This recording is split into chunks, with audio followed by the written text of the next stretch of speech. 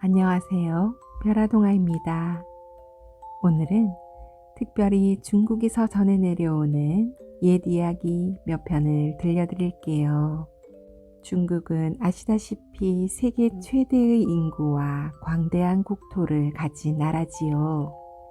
그러다 보니 지역마다 말이 조금씩 달라 서로 소통이 잘 안 되기도 한다고 하는데요. 고대 문명의 발상지 가운데 하나로 역사가 긴 만큼 다양하고 풍부한 문화유산을 자랑하고 있는 나라입니다. 다양하고 풍부한 문화유산만큼 재미있고 흥미로운 이야기들도 많이 전해져 내려오고 있는데요. 그러면 중국에서 내려오는 옛 이야기 들으러 함께 들어가 보아요. 구독, 좋아요, 사랑의 댓글로 마음을 전해주세요. 물을 찾아, 불을 찾아. 먼 옛날 중국에는 온 동네 사람들이 한 가족처럼 화목하게 지내는 마을이 있었습니다. 여보게, 이것 좀 마셔보게나. 고맙습니다, 할머니. 할머니가 끓여주시는 차는 참 향기로워요. 제가 빚은 만두도 좀 드릴까요? 아이 좋지, 좋고 말고. 자식 없이 적적한 나를 잘 챙겨줘서 여간 고마운 게 아니야. 마을 사람들은 낮이면 밭에 나가 일을 했고 밤이 되면 끼리끼리 둘러앉아 이야기꽃을 피웠습니다. 그런데 이 평온한 마을에 무시무시한 일이 벌어졌어요. 하늘에 집채만한 독수리가 나타나 빙빙 돌더니 느닷없이 땅으로 내려온 것입니다. 얘야, 어서 빨리 도망쳐라. 아이, 누가 날 좀 이렇게 줘요. 사람들은 놀란 나머지 이리 펄쩍 저리 펄쩍하며 우왕좌왕했지요. 그러는 사이 독수리는 큼지막한 부리를 벌려 물을 모조리 마셔버렸습니다. 벌컥벌컥. 독수리는 순식간에 온 마을의 물을 남김없이 마셔버리고는 거센 날개짓으로 매서운 바람을 훅 일으키며 서쪽 하늘로 날아가 버렸습니다. 어느새 바다도 호수도 모두 바닥이 드러나고 말았지요. 어휴, 땅이 바짝 말라 꽃과 나무들이 모두 시들어버렸어요. 아유, 이를 어째요. 이제 어디서 물을 구하나요? 아이고, 참. 온 땅이 바짝 말라붙은 뒤 며칠이나 흘렀을까요? 이번에는 어디선가 거대한 용 한 마리가 나타났습니다. 산자락에서 콸콸 굽이쳐 흐르는 계곡처럼 온몸을 꿈틀대고 있었지요. 용이 나타나면 좋은 일이 생긴다지요. 사람들은 잔뜩 기대했지만 용은 두 눈을 부릅뜨고는 큰 입을 쫙 벌려 온 나라의 불이란 불은 모조리 삼켜버리는 게 아니겠어요? 눈 깜짝할 사이 땅 위의 불을 모두 집어삼킨 용은 들임을 하듯 불을 한 번에 훅 내뿜고는 동쪽 하늘로 사라져 버렸습니다. 금세 모닥불도 호롱불도 보이지 않은 깜깜한 세상이 되어버렸지요. 사람들은 짙은 어둠 속에서 식구들의 이름을 애타게 부르며 갈팡질팡해댔답니다. 며칠 사이 물도 불도 모두 잃은 채 온 마을이 시름에 잠겼습니다. 아니, 마을에서 물 한 방울, 불씨 하나를 찾을 수가 없네요. 아이고. 고운 우리 엄마 얼굴도 영영 못 보게 되는 건가? 물과 불을 잃은 사람들의 한숨 소리는 바람을 타고 저 멀리 봉황산에 사는 부부의 귀에까지 흘러 들어갔습니다. 여보, 이게 무슨 소리지요? 글쎄, 아름다운 당신 목소리밖에 안 들리는데. 가만히 귀를 좀 기울여 보세요. 아니, 이런. 사람들이 어둠 속에서 추위와 목마름에 괴로워하는 것 같소. 물과 불을 되찾아서 사람들에게 희망을 주어야겠어요. 하지만 어떻게 우리가 그렇게 하지? 게다가 우린 잠시도 떨어지지 말자고 약속을 했잖소. 독수리와 용을 찾아 물과 불을 되찾고 나면 곧 다시 만날 수 있을 거예요. 이렇게 해서 남편 춘양은 용을 찾아 동쪽으로, 아내 란양은 독수리를 찾아 서쪽으로 떠나게 되었습니다. 용을 찾아 나선 춘양은 동쪽을 향해 끝없이 나갔지요. 눈앞이 캄캄해 방향을 알 수 없을 때면 손을 더듬어 따뜻한 기운이 느껴지는 곳으로 갔답니다. 그렇게 한참을 쉴 새 없이 걷고 있을 때, 어이쿠, 누구세요? 정신없이 걷다 그만 한 할아버지와 부딪히고 말았습니다. 죄송합니다. 빨리 용을 찾아야 한다는 마음에 그만. 뭐 용이라고? 혹시 불을 삼킨 그 용 말인가? 맞습니다. 허허, 그 용은 불을 내뿜어 사람을 재로 만들어 버린다네. 게다가 용이 있는 곳에 가려면 산을 3번이나 넘어야 한다고. 그런데 기어이 그 용을 찾아갈 텐가? 저는 어둠과 추위에 벌벌 떨고 있는 이들에게 환한 웃음을 되찾아주고 싶어요. 그래, 장하군. 그렇다면 우선 금호수로 떠나게. 지금 출발하면 내일 아침에나 도착할 거야. 거기서 다음 날 아침까지 몸을 담그면 힘이 세진다네. 그리고 이 칼도 가져가고. 할아버지, 근데 이거 너무 무거워. 들 수조차 없는걸요. 금호수에서 하루만 버티면 깃털처럼 가볍게 느껴질 거야. 춘양은 무거운 칼을 질질 끌며 금호수로 출발했습니다. 금호수로 가려면 가파른 언덕을 몇 개나 넘어야 했습니다. 춘양은 바짝 마른 나무가지들에 마구 찔려 온몸이 상처투성이가 되었습니다. 할아버지가 알려주신 금호수가 여기쯤인데. 깜깜한 저편에서 무언가 부글거리는 소리가 들려 다가갔더니 황금빛 물결이 출렁이는 금호수가 나타났습니다. 펄펄 끓고 있는 금호수 위로 뜨거운 김이 모락모락 피어올랐고 여기저기서 금빛 물방울들이 퐁퐁 터지고 있었습니다. 몸이 다 녹아버리겠군.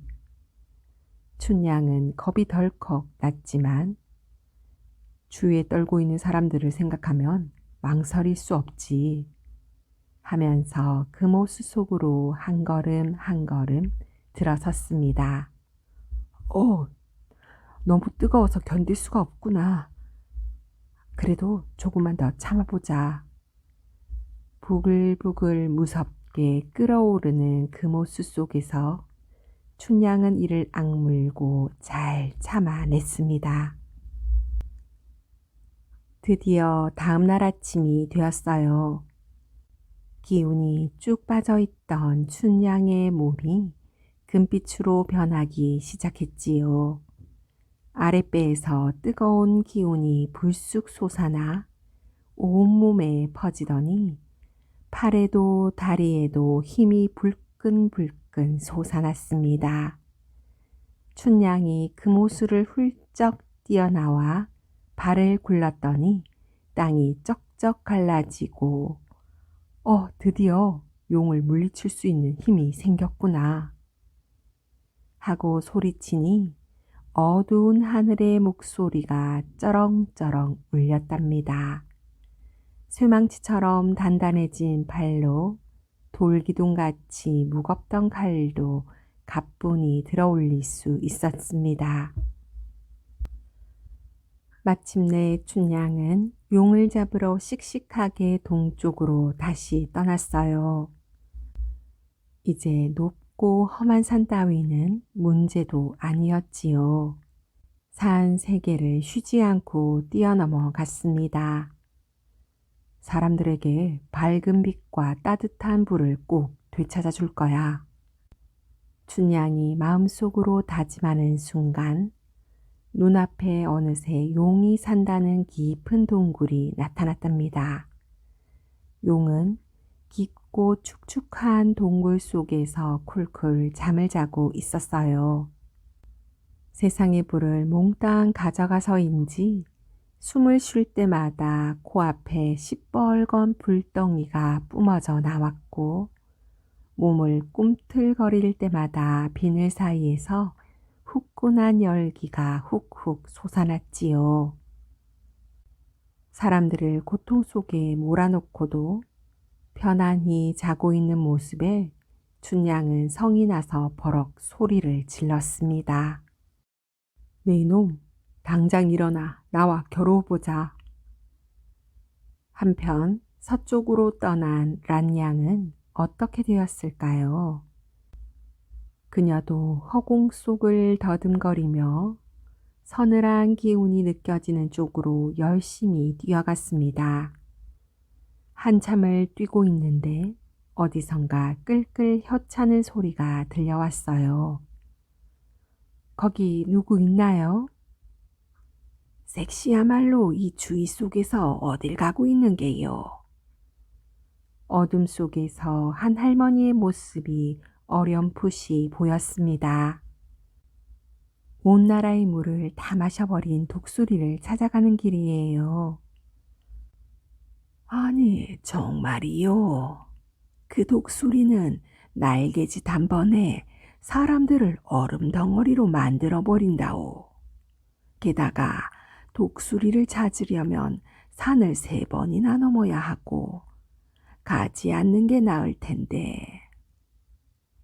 하지만 목말라 하는 아이들을 생각하면 너무 불쌍해서요. 섹시의 뜻이 깊으니 내 은호수에 대해 알려주리다. 아침 일찍 그 호수에 들어가 다음 날까지 견디면 몸이 날렵해지고 강해질게요. 할머니는 란양에게 은호수가 있는 곳을 알려주며 커다란 활도 건넸습니다. 저 할머니, 이 활은 아무리 힘을 줘서 당겨도 당길 수가 없는걸요. 은호수에서 나오면 활씨가 쉽게 당겨질게요. 란양은 커다란 활을 겨우 어깨에 메고 은호수로 떠났습니다.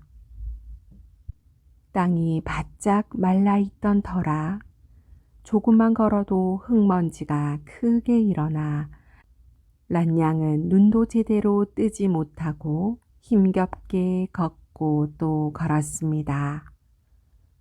언제쯤이면 다다를까? 정말 은호수가 있긴 한 걸까? 란양이 슬슬 불안해지기 시작할 때였지요. 어디선가 차가운 바람이 쌩쌩 불어왔습니다. 드디어 란양의 눈앞에 꽝꽝 얼어붙은 얼음장 밑으로 차가운 은빛물이 찰랑거리는 신비한 호수가 나타났어요. 은호수는 온 세상을 얼릴 듯이 매섭고 찬바람을 일으키고 있었지요. 저 속에 들어갔다가는 얼음 기둥이 되고 말겠어. 란양은 잠시 겁에 질렸지만 목이 말라 허덕이는 사람들을 생각하고는 얼음을 깨고 차가운 물 속에 서서히 몸을 담그었습니다. 차디찬 물이 어깨에 적셔오자 정신이 아찔해져서 으스스 몸을 떨었습니다. 란양의 입김마저 금세 서리가 되어 얼음 위로 내려 앉았지요. 그렇지만 란양은 두 주먹을 꼭 쥐고 잘 견디어냈습니다. 란양은 곧바로 다시 서쪽으로 떠났습니다. 산을 3개나 넘어야 했지만 나는 듯이 빨리 달려 단숨에 독수리가 있는 곳으로 다다랐지요.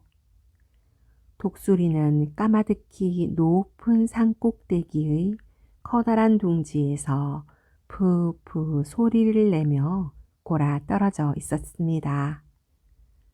반쯤 벌린 부리에서는 침이 우박이 되어 쏟아졌고 몸을 뒤척이다 날개를 푸드덕거릴 때면 하얗고 차가운 얼음바람이 일었습니다.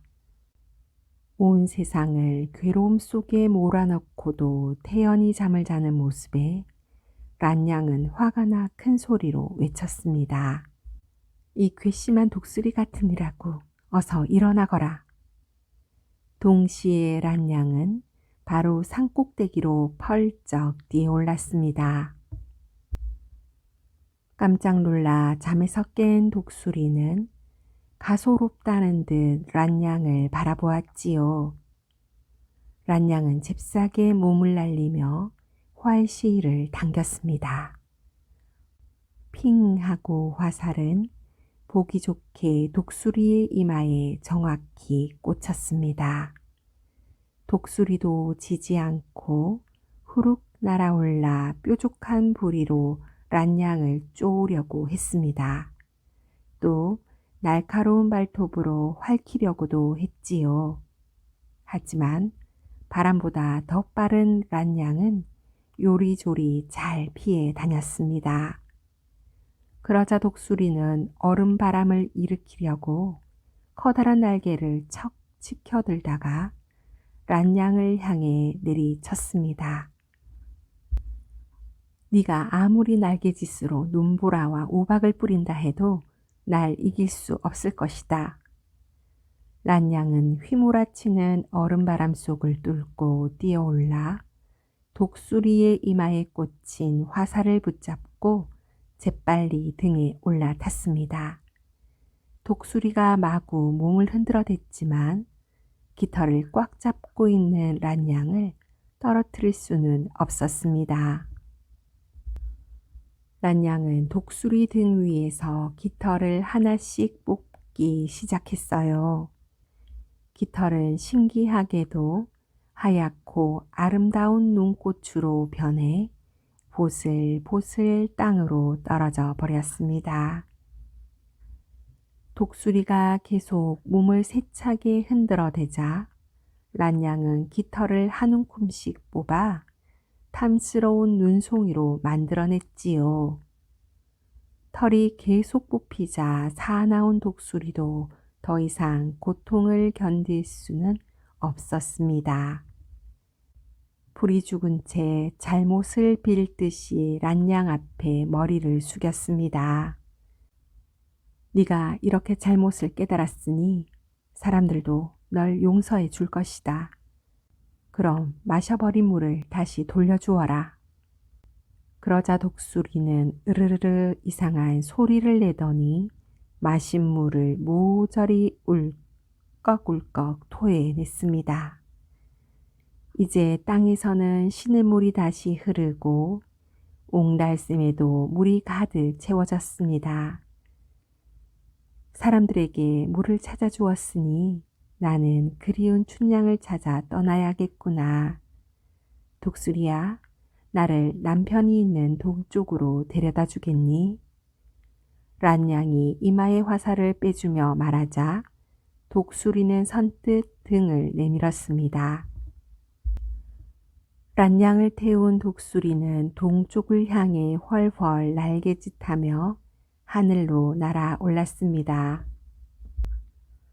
그때 동쪽에서는 춘향이 한참 용과 싸우고 있었어요. 왕왕 울리는 춘향의 목소리에 허겁지겁 몸을 일으킨 용은 다짜고짜 춘향을 덥석 물었습니다. 그러나 강철처럼 단단한 춘향의 몸에서는 땡 하는 소리만 날 뿐이었지요. 용은 이빨이 부서지는 것 같이 아파 그만 춘향을 놓치고 말았어요.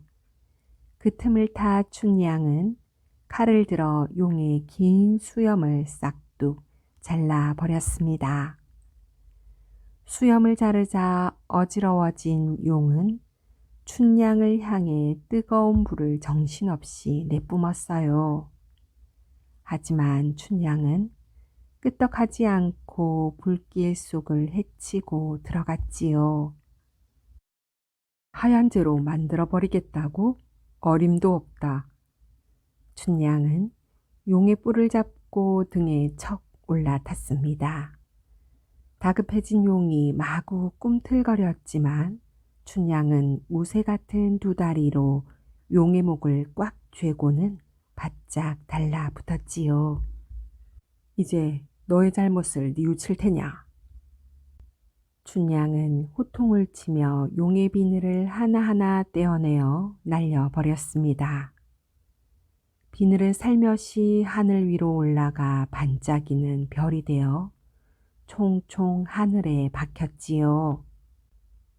용은 몸부림을 치고 울부짖기도 했지만 춘향을 당할 수가 없었습니다. 결국 용은 몸을 축 늘어뜨리고 용서를 빌듯이 춘향 앞에 머리를 조아렸어요.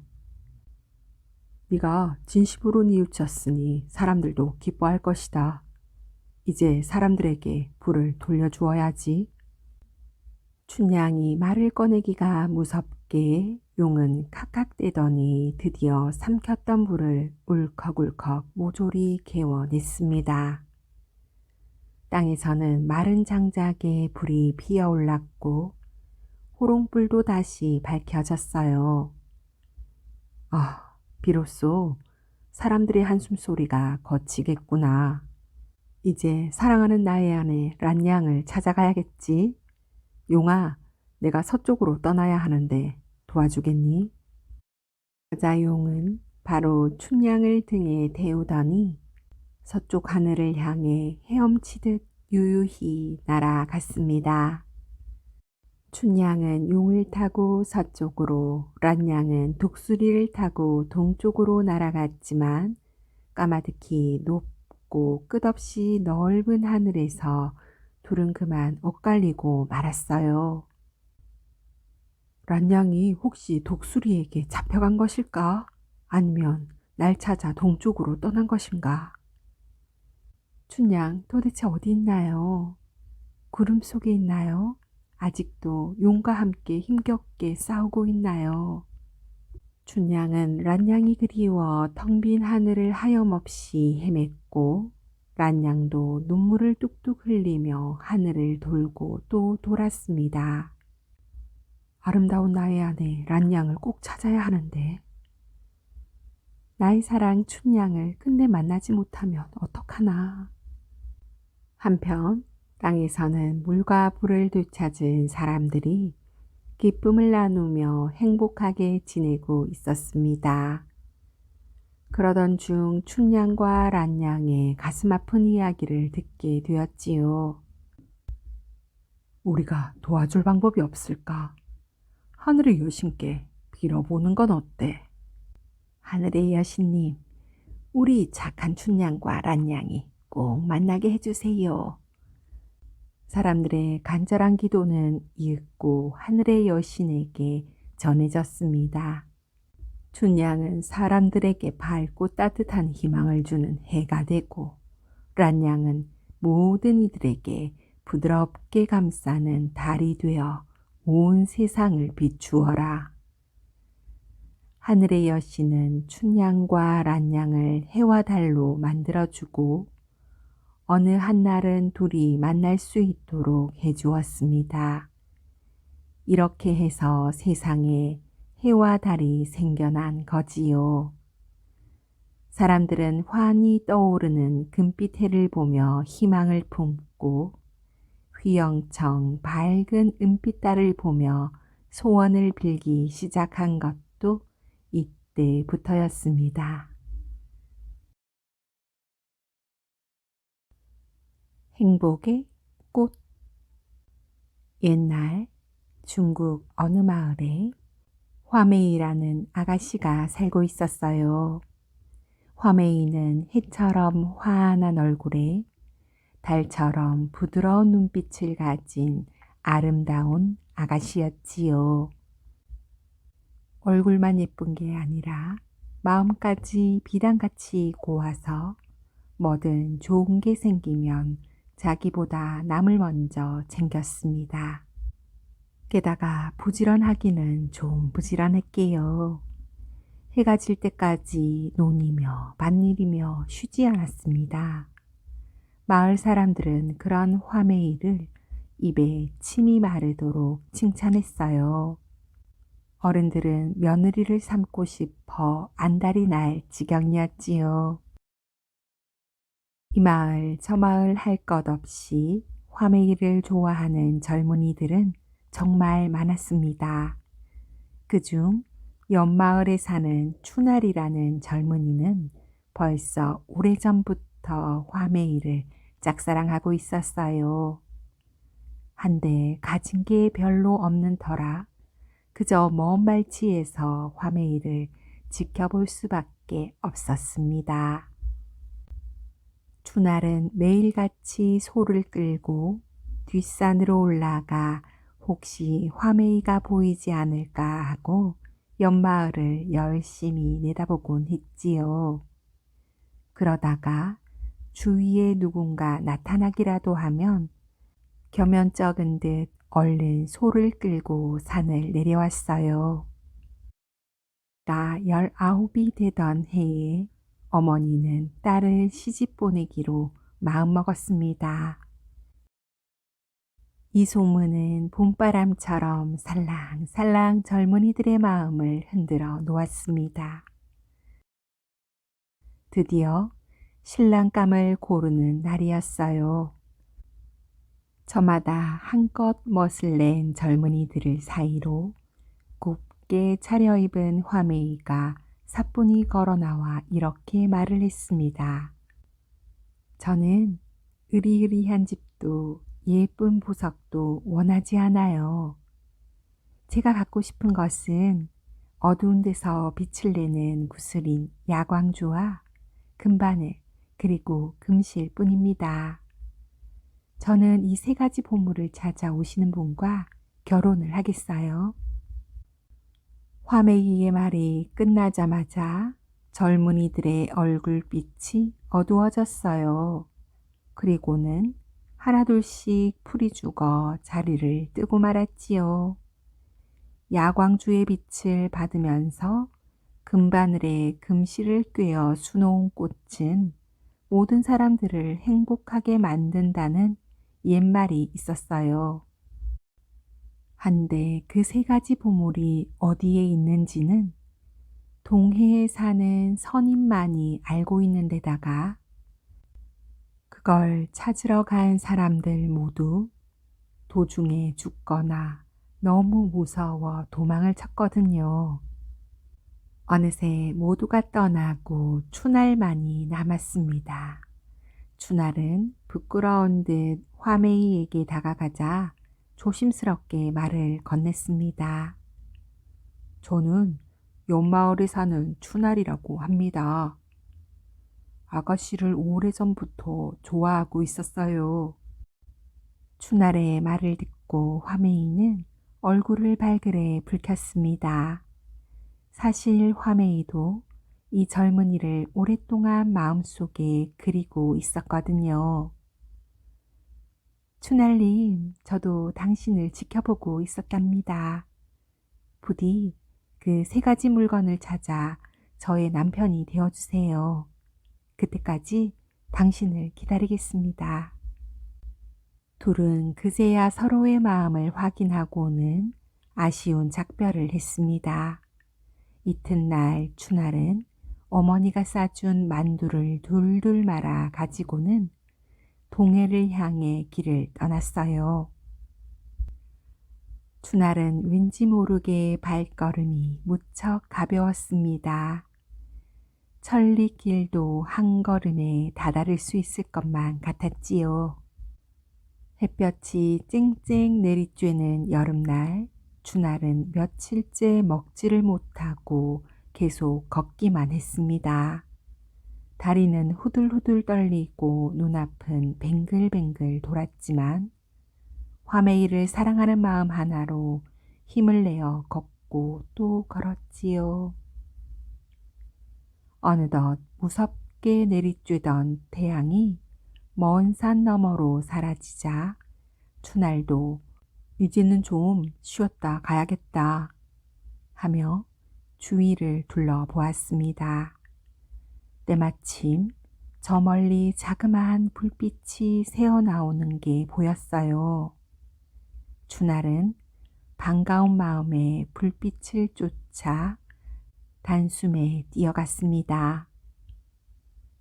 허름한 대문을 두드리자 늙은 할머니가 치마춤을 고쳐매고 나왔어요. 저 실례합니다. 하룻밤 묵어갈 수 있을까요? 아이 젊은이 행색이 말이 아니구먼. 얼른 들어와요. 할머니가 만두와 차를 내오자 오래 굶주렸다는 듯 추날은 개눈 감추듯 만두를 먹어 치웠습니다.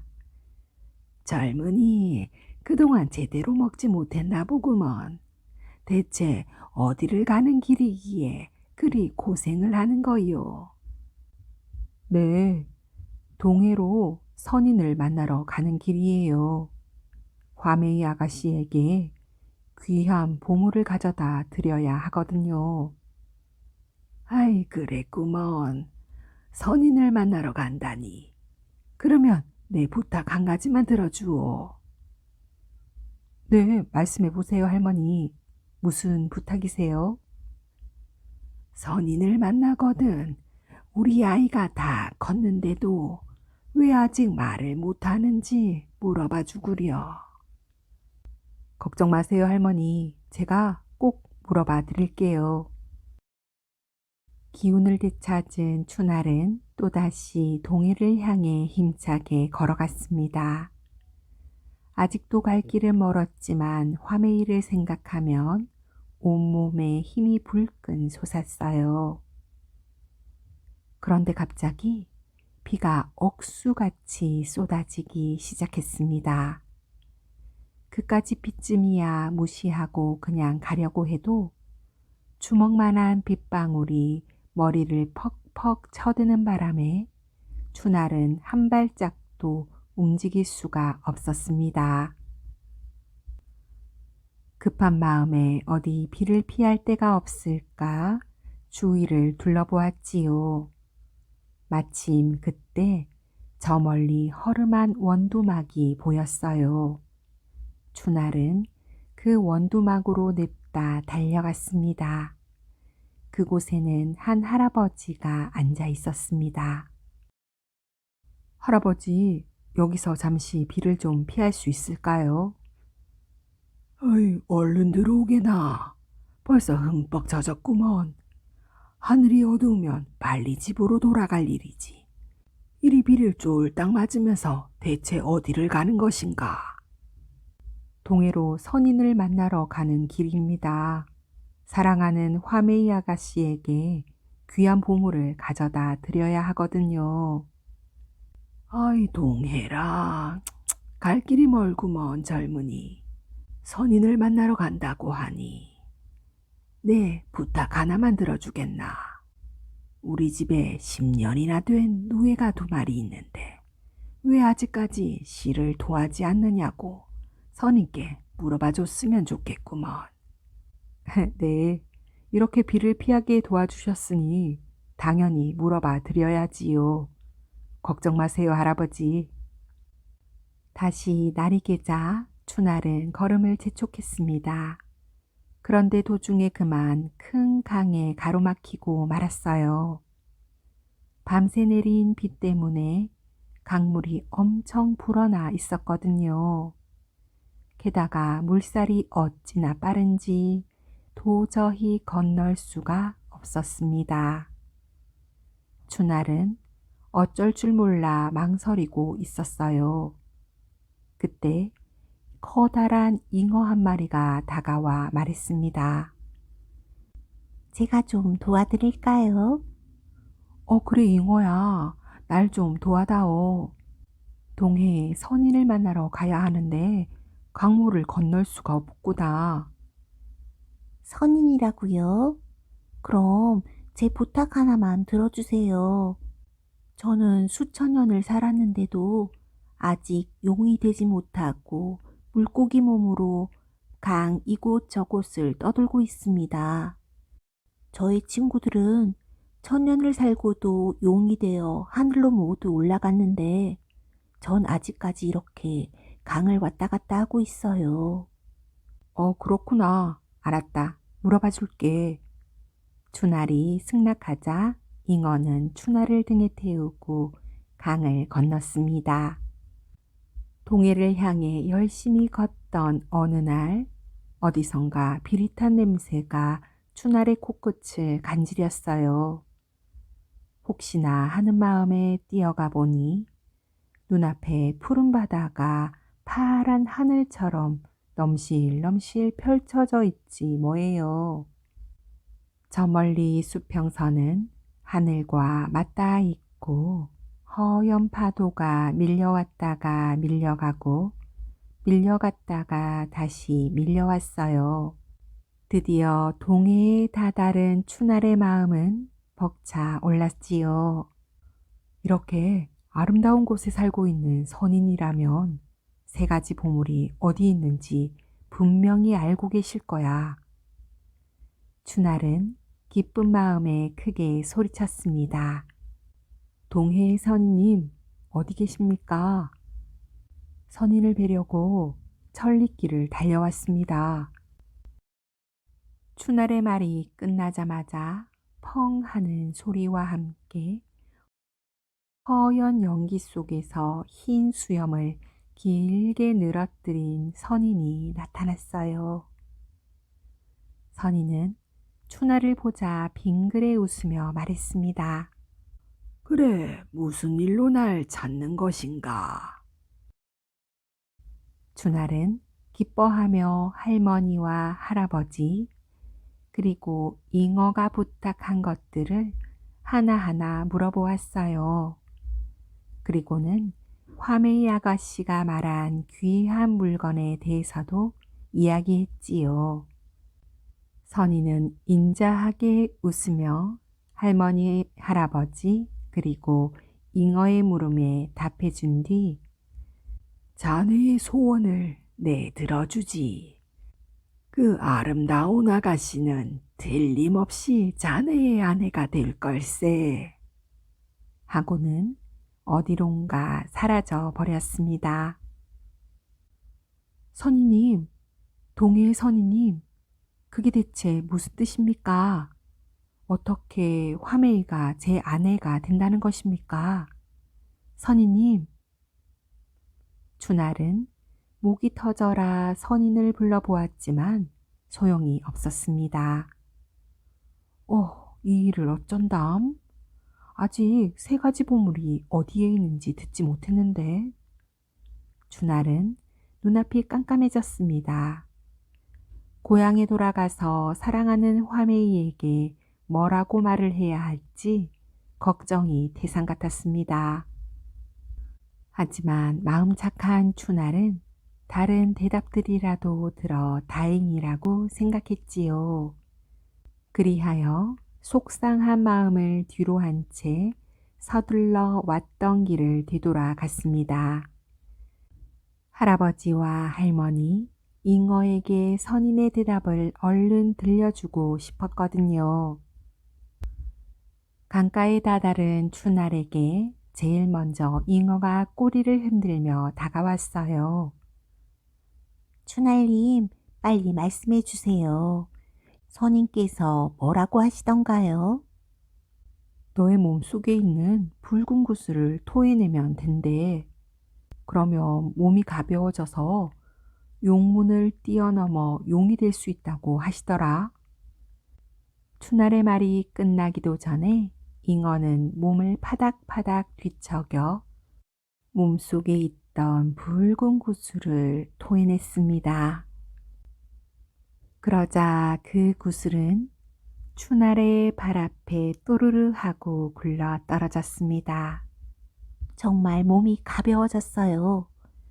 용문을 뛰어넘어 용이 될 수 있을 것 같아요.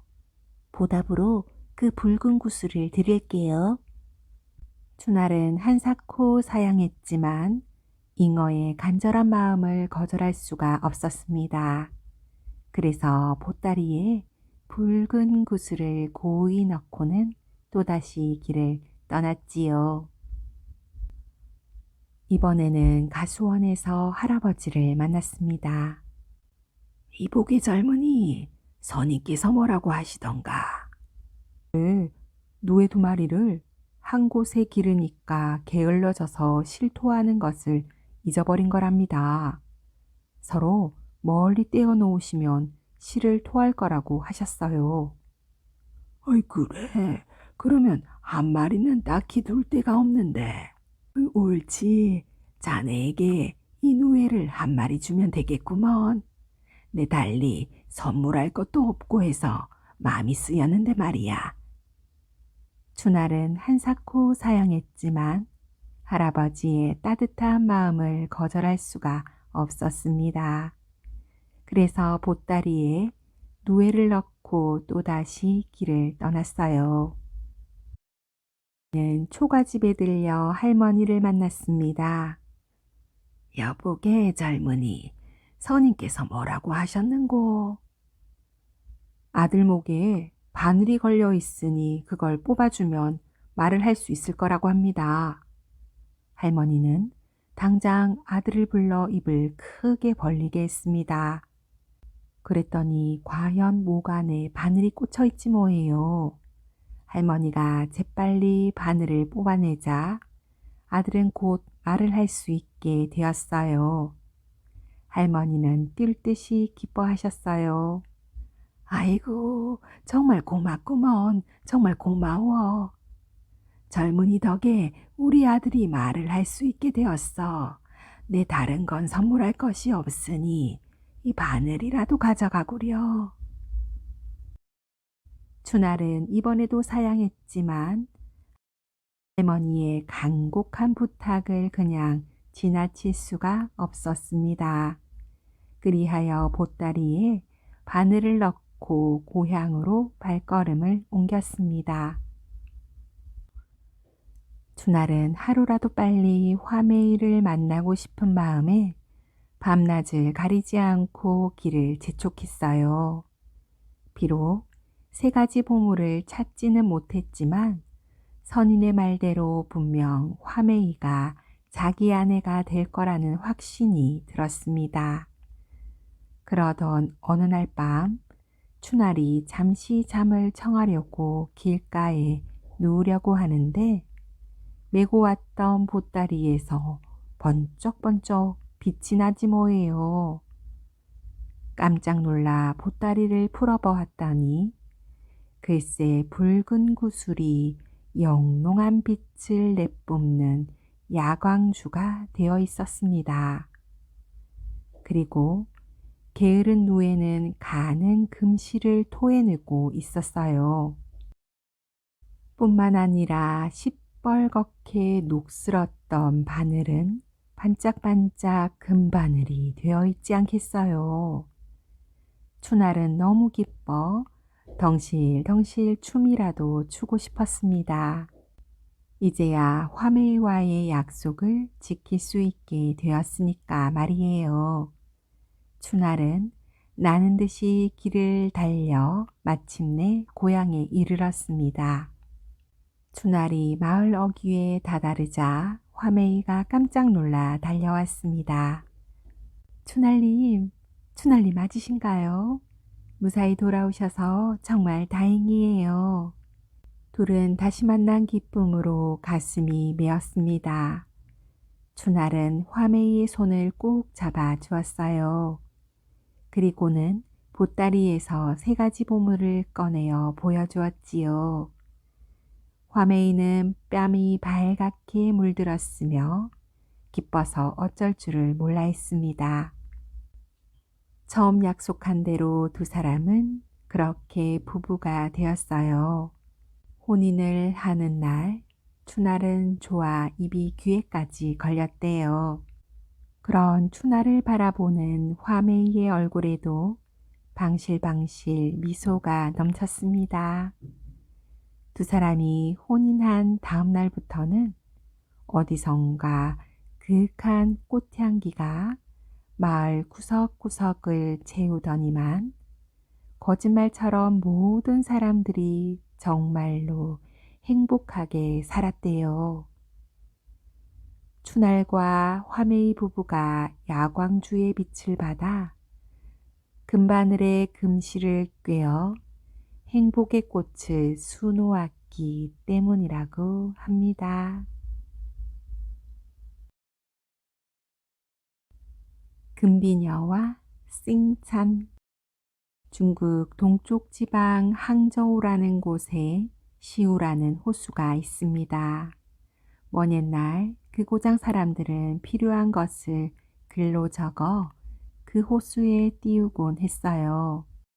그러면 그것이 물속에서 올라왔다지 뭐예요. 참 희한한 일이지요. 지금부터 그 사연을 이야기할 테니 잘 들어보세요. 시우 호수 근처에 한 농부 부부가 살고 있었습니다. 정직하고 부지런했지만 남의 땅과 소를 빌려 농사를 짓는 가난한 살림이었습니다. 그래도 부부는 서로 아껴주고 행복하게 살았지요. 어느 봄날 살구꽃잎이 바람에 날리는 것을 보며 부부는 간절히 소망했어요. 저 살구꽃을 닮은 예쁜 딸이 하나 있었으면. 이듬해 살구꽃이 활짝 핀 봄날 농부 부부가 그렇게 기다리던 딸이 태어났습니다. 이 아이의 이름을 싱찬이라고 짓는 게 어떻겠소? 남편의 말에 아내가 고개를 끄덕이며 말했습니다. 살구꽃 아가씨라 참 예쁜 이름이네요. 싱찬은 무럭무럭 자라 12살이 되었습니다. 싱찬은 집안일도 거들고 농사일도 거들었어요. 그리고 부모님이 열심히 일해 겨우 장만한 소 한 마리도 돌보았지요. 일손이 모자라 쩔쩔매던 부부에게 큰 힘이 되었습니다. 어느 여름날이었습니다. 싱찬은 살구나무가 무성한 산에 소를 몰고 올라갔어요. 주렁주렁 열린 살구가 샛노랗게 익어가고 있었지요. 싱찬은 그 상큼한 향기에 이끌려 나무 위로 올라가 살구를 따 먹었습니다. 엄마에게도 하나 따드려야겠다. 마음씨 착한 싱찬은 크고 퉁퉁한 살구 하나를 똑 따서 나무를 내려왔어요. 그런데 그때 어디선가 은방울 구르는 듯한 맑고 고운 목소리가 들려오는 것이었어요. 기다려요. 저를 제발 놓아주세요. 도대체 누구지? 싱찬은 깜짝 놀라 주위를 둘레둘레 둘러보았지만 눈에 들어오는 건 풀을 뜯는 소 한 마리와 살구나무 뿐이었습니다. 싱찬은 이상하다 생각하며 발걸음을 돌리려는 순간 손에 쥐고 있던 살구가 떨어져 또르르 굴러가고 말았어요. 살구, 내 살구. 승차는 살구를 찾으려고 한참 땅바닥을 살폈지만 헛수고였답니다. 그런데 그때 펑 하는 소리가 나더니 갑자기 풀밭 한가운데에 선녀처럼 아름다운 여인이 나타났지 뭐예요. 아니, 당신은 누구세요? 승차는 놀란 나머지 말을 더듬으며 물었습니다. 저는 살구의 요정이랍니다. 방금 아가씨 손에서 떨어졌지요. 승차는 어찌나 놀랐는지 벌린 입을 한동안 다물지 못했습니다. 저를 놓아주세요. 제가 떠나면 이 살구나무는 시들어 죽게 된답니다. 대신 소원을 들어드릴게요. 살구 요정이 애원하는 듯 말했습니다. 벌써 놓아드린걸요. 그리고 전 원하는 게 아무것도 없어요. 부모님과 행복하게 살고 있어 부족한 것이 없답니다. 승찬이 웃으며 대답하자 살구 요정은 치렁치렁 틀어올린 머리에서 비녀를 살짝 빼어냈습니다. 마음씨가 참 곱군요. 그럼 이것을 받으세요. 만약 곤란한 일이 생기면 이 금비녀를 3번 두드리고 소원을 말하세요. 승차는 금비녀를 공손히 2손에 받아 들었습니다. 그리고 이 금비녀는 오직 한 번만 쓸 수 있다는 것을 명심하세요. 오늘 있었던 일은 아가씨와 나만의 비밀입니다. 말을 마친 살구 요정은 연기처럼 스르르 사라져 버렸습니다. 집으로 돌아온 승차는 반짝반짝 빛나는 금비녀를 소중하게 간직했어요. 물론 살구 요정을 만난 일은 아무에게도 말하지 않았지요. 승차는 나날이 예쁘게 자라났습니다. 여전히 집안일을 거들고 가축을 돌보고 들에 나가 농사일도 거들었지요.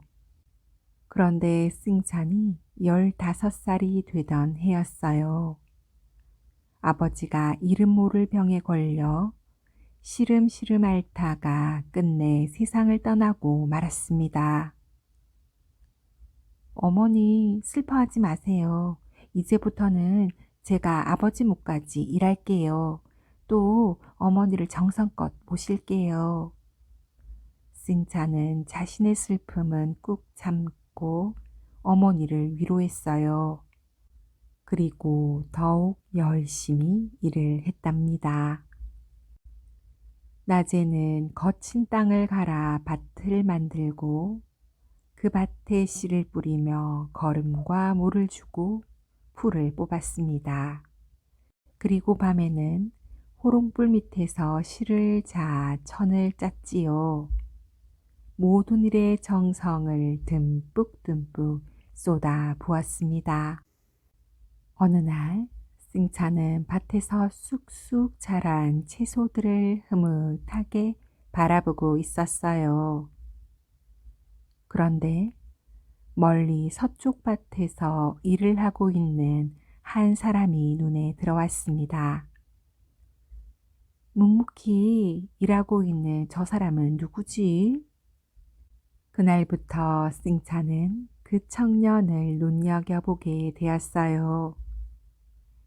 키가 훌쩍 크고 체격이 다부진 청년은 새벽부터 저녁까지 하루 종일 일을 했습니다. 승차는 한 번도 말을 건네본 적은 없었지만 점점 그 청년이 좋아졌어요. 물론 마음으로만 생각했지요. 밭에서 거둔 채소들은 싱찬네 두 식구가 충분히 먹고도 남았습니다. 두 식구가 먹고 남은 채소는 밤마다 짠 옷감들과 함께 장에 내다 팔았어요.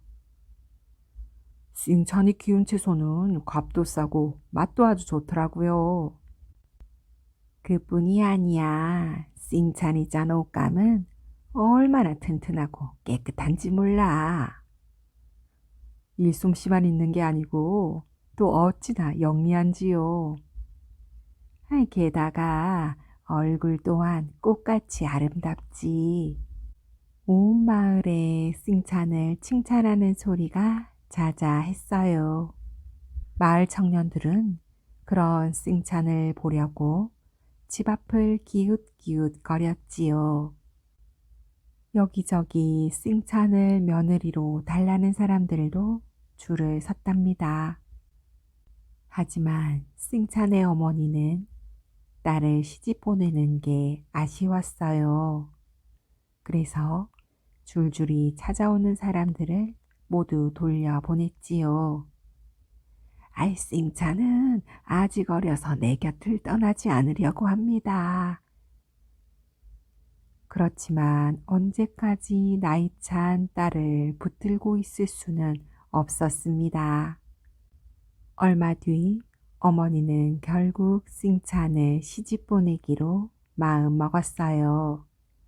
그 즈음 시우 호숫가에 사는 쑥 영감네 집에서 심부름꾼이 왔어요. 쑥 영감이 싱찬을 아홉째 아들의 색시로 삼고 싶다는 것이었어요. 저희 주인집 아홉째 아들은 건강하고 일도 잘하고 키도 크고 마음씨도 착하십니다. 심부름꾼이 칭찬을 늘어놓았지만 어머니는 고개를 절레절레 흔들었습니다.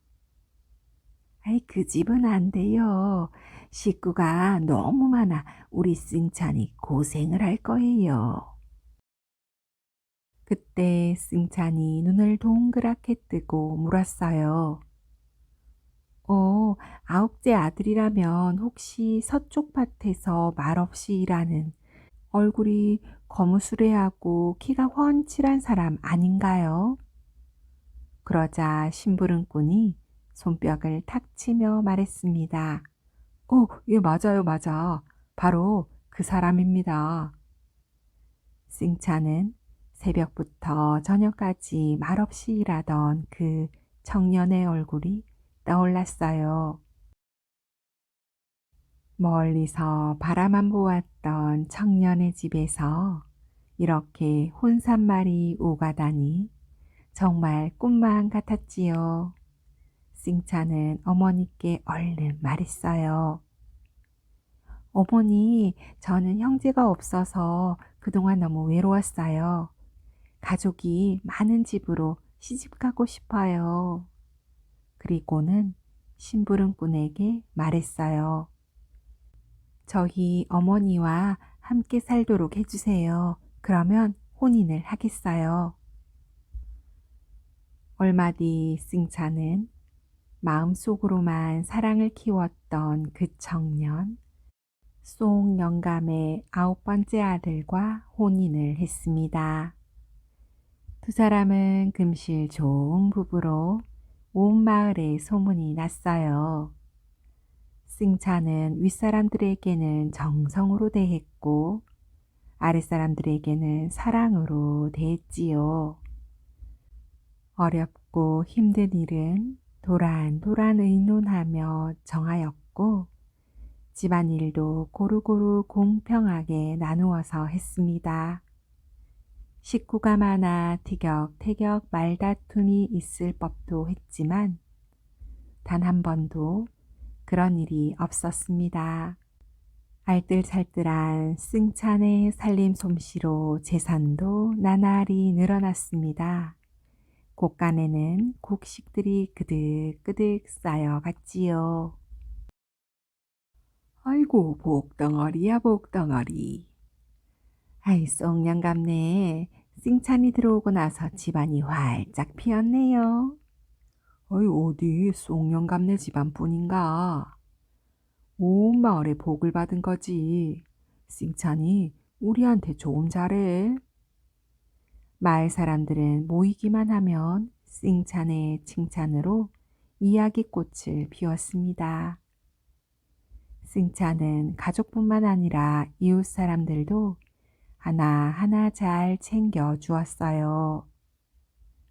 맛있는 음식이 있으면 아낌없이 나누어 주고 어려운 일이 있으면 기쁜 마음으로 달려가 도와주곤 했어요.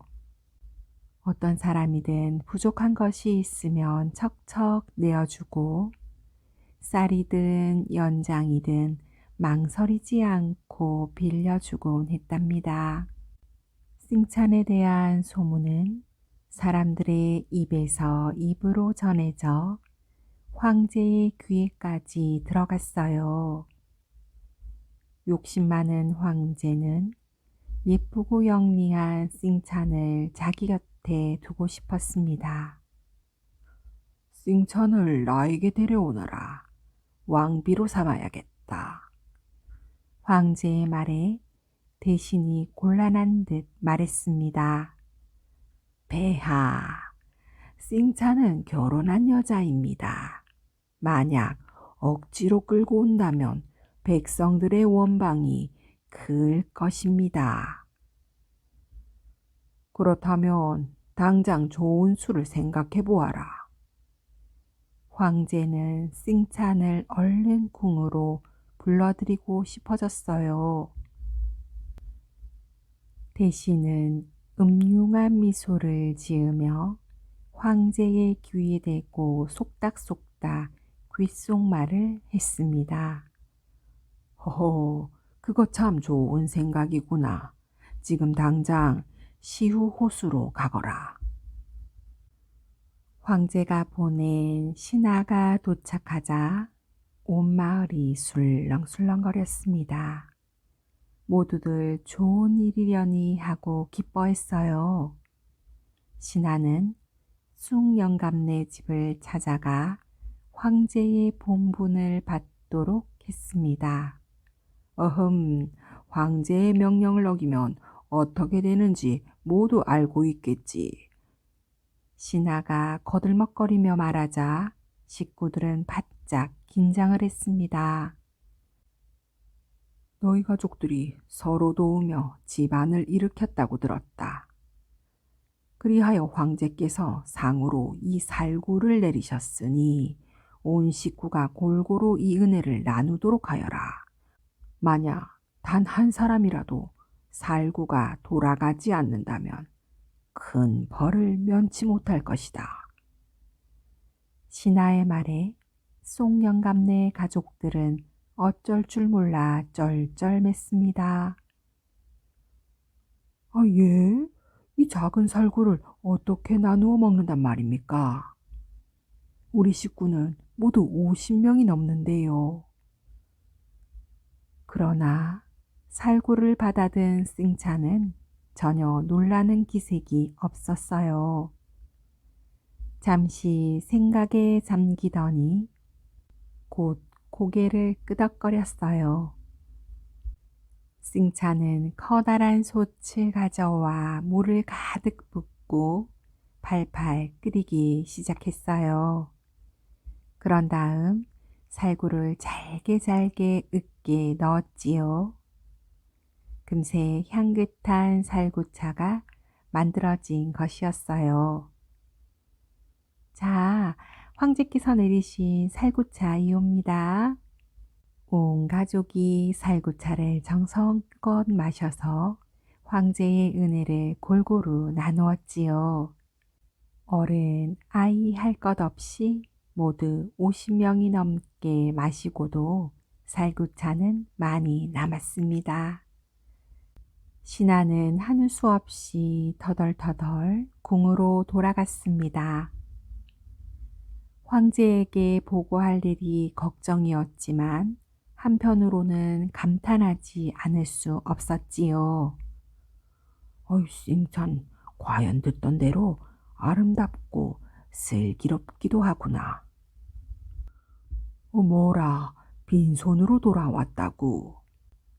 신하의 이야기를 듣고 황제는 더욱더 승찬을 데려오고 싶어 안달이 났습니다. 그런데 이공리 저공리를 해보았지만 승찬을 데려올 마땅한 구실은 떠오르지 않았지요. 승찬을 지금 당장 내 앞에 데리고 오너라. 황제는 버럭 소리를 지르며 다짜고짜 명령을 내렸어요. 신하는 많은 병사를 이끌고 또다시 시우호수로 떠났습니다. 시후호숫가 마을에 도착하자 병사들은 쑥 영감네 집을 빙 둘러쌌어요. 신하가 집 앞에서 큰 소리로 외쳤습니다. 승찬을 궁으로 데리고 오라는 황제의 명령이시다. 승찬은 당장 나오너라.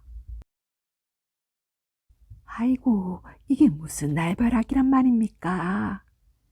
승찬네 집은 순식간에 초상집으로 변하고 말았어요. 나이든 노인들은 혼이 빠져 갈팡질팡했고 어린아이들과 여자들은 눈이 빨개지도록 펑펑 울어댔답니다. 승찬의 어머니는 기절까지 하고 말았지요. 아니, 세상에 이런 법이 어디 있단 말이오? 화가 난 승찬의 남편과 형제들은 우르르 몰려나가 신하들에게 달려들었습니다. 하지만 무기를 든 병사들 앞에서는 어찌할 도리가 없었지요. 승찬, 이 일을 어떻게 하면 좋단 말이오? 남편이 눈물을 글썽이며 말하자 승찬은 걱정 말라는 듯 고개를 끄덕였습니다. 승찬은 침착하게 신하들 앞으로 나아가 말했어요. 제가 궁으로 가겠습니다. 마지막으로 식구들과 작별 인사를 하고 싶으니 잠시 밖으로 가서 기다려 주십시오. 말을 마치자 승찬은 방으로 들어가 무언가를 꺼내 들었어요. 바로 어렸을 적 살구 요정에게서 받은 그 금비녀였습니다. 승찬은 살구 요정이 가르쳐준 대로 금비녀를 3번 두드리고 말했어요. 금비녀야, 아버지가 돌아가셨을 때도 아주 힘들었지만 난 너에게 아무 말도 하지 않고 꾹 참았단다. 그 후에도 몇 번 어려운 일이 있었지만 그때도 잘 견뎌냈단다. 하지만 이번에는 도저히 내 힘으로 어쩔 수가 없구나. 우리 가족과 모든 살림살이 소와 말까지도 몽땅 시우호수 속으로 데려가다오. 저 심술사나운 황제 손에서 벗어나 오순도순 행복하게 살 수 있도록 말이야. 승찬의 말이 끝나자마자 무서운 회오리 바람이 불어왔어요. 바람은 승찬의 집을 둘러싸고 있던 신하와 병사들을 저 멀리로 날려보냈지요. 그리고는 눈 깜짝할 새에 승찬의 가족과 집, 소와 말까지 모두 시후 호수 속으로 데려갔습니다. 바람이 그치자 신하들은 먼지를 털며 절룩절룩 걸어와 호수를 바라보았어요. 호수 한가운데에 굴뚝 하나가 빠끔 보였지요. 그러나 그것도 잠시 굴뚝마저 물속으로 쑥 가라앉았습니다. 그 이후로 어느 누구도 승찬의 가족을 볼 수는 없었다고 합니다. 쑥영감네 식구들이 보고 싶구먼. 마을 사람들은 만나기만 하면 쑥 영감네 이야기를 하며 그리워했지요. 그러던 어느 날 마을에 사는 한 사람이 쟁기를 빌릴 데가 없어 절절매다가 이런 생각을 했습니다. 쑥 영감네는 분명 호수 속에 잘 살고 있을 거야. 그러니 부탁을 하면 들어주겠지? 그 사람은 글을 써서 호수에 띄웠습니다. 싱찬, 내가 쟁기가 없어 밭을 갈지 못하고 있다오. 며칠만 좀 빌려주시오. 그랬더니 정말 호수 밑에서 쟁기가 쑥 올라오지 않겠어요?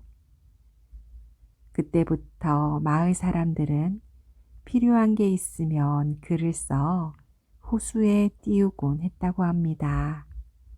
호미가 필요하면 호미를 빌려달라고 글을 쓰고 가래가 필요하면 가래를, 심지어 말이나 소까지 빌려달라고 쓰곤 했지요.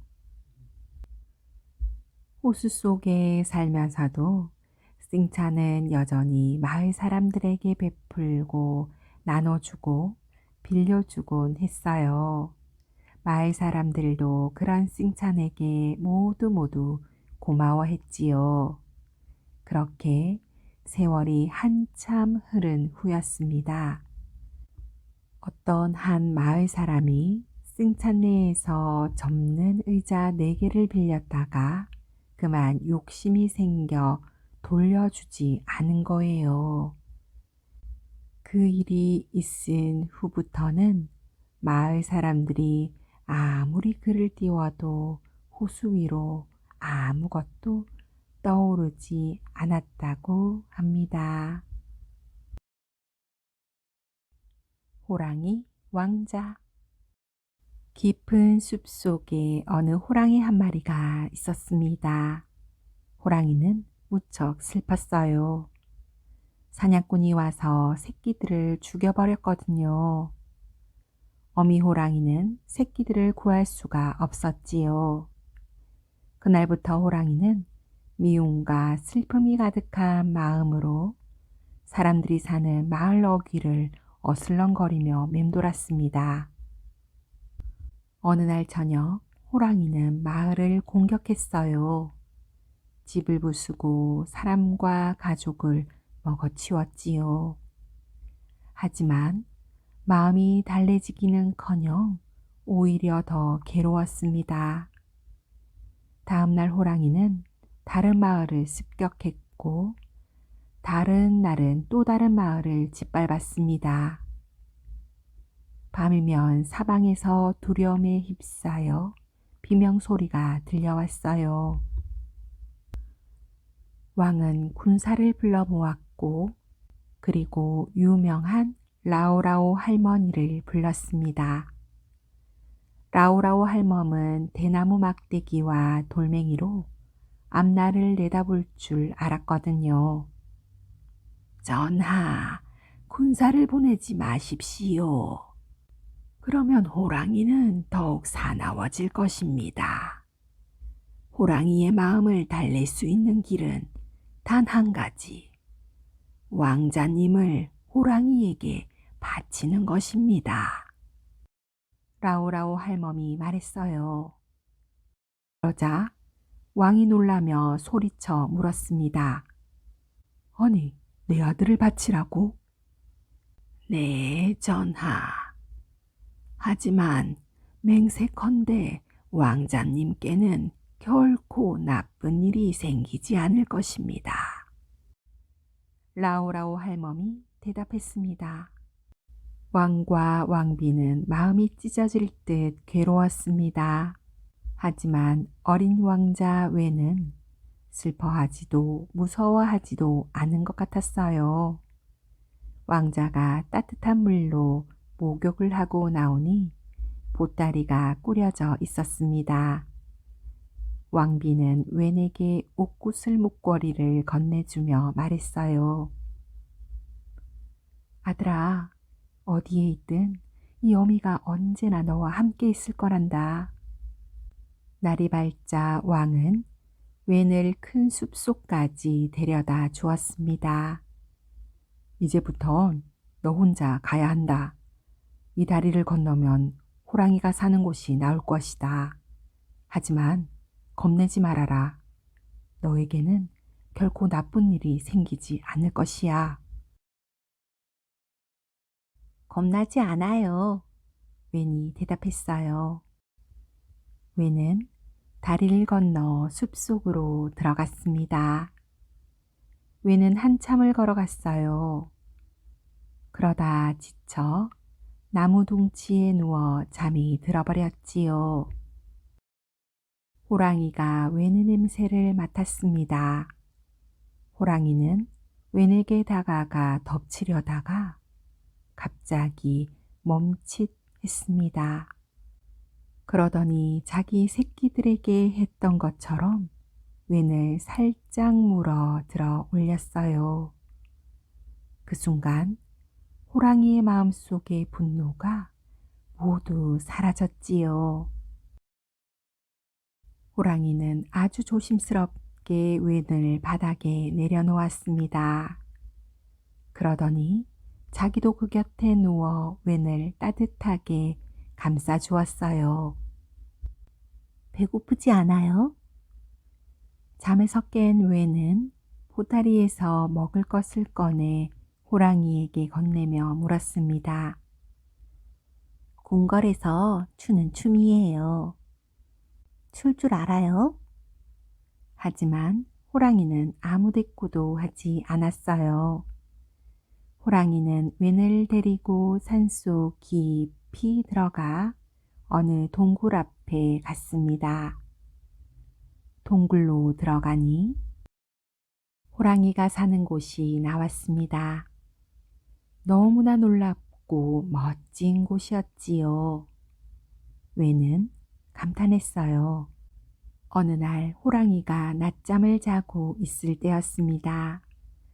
웬은 호랑이 엉덩이에서 화살에 맞은 자국을 발견했어요. 호랑이가 소스라치게 놀라서 깼습니다. 그리고 몸을 일으키더니 큰 소리로 으르렁거렸어요.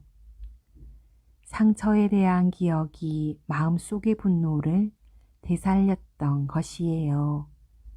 호랑이는 웬을 잡아먹을 듯 했습니다. 하지만 바로 그 순간 겁먹은 웬의 두 눈에 자기 새끼들의 눈빛을 보았습니다. 호랑이는 다시 순해졌고 어미의 마음으로 되돌아갔지요. 호랑이는 놀란 웬을 달래주려고 부드럽게 물어 올렸습니다. 호랑이는 다시는 마을을 공격하지 않았어요. 그 대신 밤낮으로 웬을 보살펴 주었지요. 그러면서 새끼 호랑이가 알아야 하는 모든 것을 웬에게 가르쳐 주었습니다. 계절이 바뀌고 웬은 무럭무럭 자라났습니다. 이제 웬은 숲에 대해 모르는 게 없었지요. 한편 궁궐의 왕과 왕비는 웬에 대한 걱정으로 병이 들었어요. 웬이 살아있는지 자나 깨나 걱정이었지요. 그러던 어느 날 왕은 더 이상 참을 수가 없었습니다. 그리하여 마침내 군사를 숲으로 보냈어요. 숲으로 들어간 군사들은 여기저기 흩어져 불을 질렀습니다.